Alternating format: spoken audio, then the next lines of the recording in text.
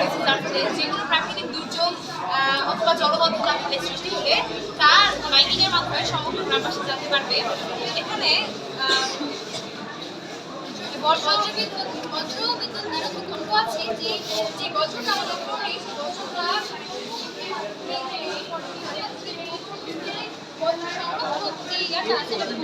থাকবে, আর এখানে পর্যন্ত থাকবে এবং তা ব্যবহার করা যাবে।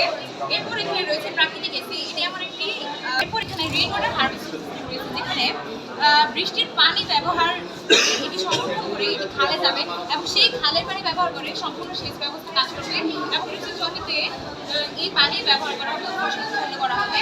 এর মধ্যে পানি পিউরিফাই ব্যবস্থা রয়েছে, যেখানে প্রতিটা ঘরে ঘরে পানি পিউরিফাই হয়ে যাবে যেন সকলেই খাবার পানি পরিষ্কার থাকে, এর ফলে পানির কোনো অভাব থাকবে না। এরপর রয়েছে আমাদের খামার। এই খামারের যত উচ্ছিষ্ট থাকবে এবং বাড়ি ঘরে তা বর্জ্য থাকবে তা সকল ব্যবহার করা হবে এই বায়োগ্যাস প্ল্যান্টে, এবং এই বায়োগ্যাস প্ল্যান্টে যে গ্যাস উৎপন্ন হবে সিএইচ4 মিথেন গ্যাস, এই মিথেন গ্যাস ব্যবহার করে সকল বাড়ির রান্নার জ্বালানি হিসেবে ব্যবহার করা যাবে এবং অতিরিক্ত যা থাকবে তা এলপিজি গ্যাস হিসেবে ব্যবহার করা যাবে। এরপর এখানে বাকি বর্জ্য দিয়ে জৈব সার তৈরি হচ্ছে। এই জৈব সার ব্যবহার করে এখানে সমগ্র চাষ করা হচ্ছে, যার ফলে জমিতে ফসল হবে এবং ফসলের কোনো প্রকার ক্ষতি হবে না, মাটির কোনো প্রকার ক্ষতি হবে না। এরপর আমাদের এখানে রয়েছে একটি ডিজিটাল সেন্টার। সকল প্রকার ডিজিটাল সমস্যা এই টাওয়ারের মধ্যে বিভিন্ন অফলাইন সেবা, সরকারি যে অনলাইন আবেদন করা লাগে সেটা আমরা এটার মাধ্যমে করতে পারবো এবং মোবাইল নেটওয়ার্ক সিস্টেমও এখানে থাকবে।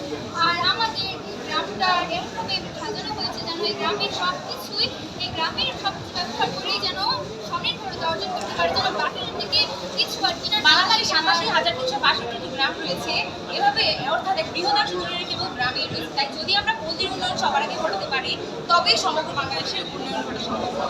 এখানে আমাদের আরেকটা